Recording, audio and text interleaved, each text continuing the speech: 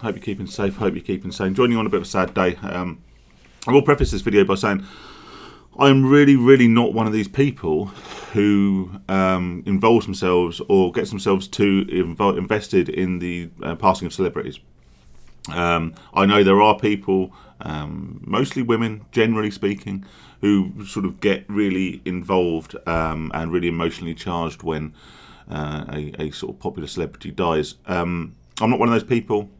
I think every death is a personal tragedy to someone, but I try and keep my emotions and my feelings towards people much closer to home because I think that's where they are most beneficial. However, it did shock me and sadden me today to hear of the passing of Meatloaf. In fact, I am, for what it's worth, wearing the closest thing I have to a rock t-shirt in a semi-sort of tribute today. But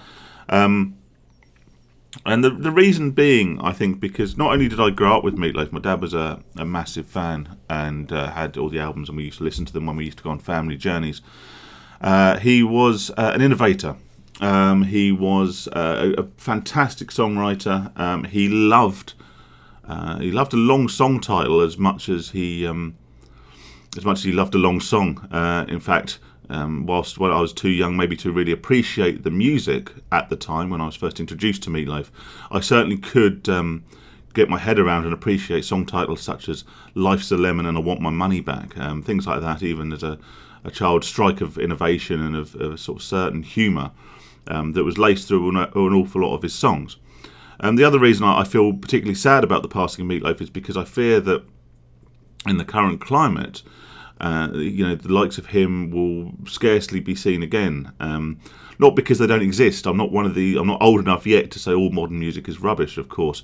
And you do get some real genuine talent come to the surface. However, in today's popular culture, the likelihood of a fat, white, Western man who has a rock voice and writes and performs his own slightly edgy music that has maybe some non-political correct themes in places is very unlikely to get given the platform for true success that Meatloaf did over his sort of 5 or 6 decades span of popularity. And this isn't going to go into a sort of political rant. It's just a shame to see that in the landscape today there probably would be no space for the next Meatloaf, and so with his passing also dies a legacy and a genre of rock music that we are unlikely to maybe see again in our lifetimes. So yes, rest in peace Meatloaf. Like I say, I'm not one to hijack others' grief. I'll leave that to his family and friends, but I'm allowed to be, I believe, upset because part of my childhood, part of my musical education today died along with him, and also maybe the hope that the likes of his music and his type will not be seen again. Certainly in my lifetime, anyway. But stay safe and sane.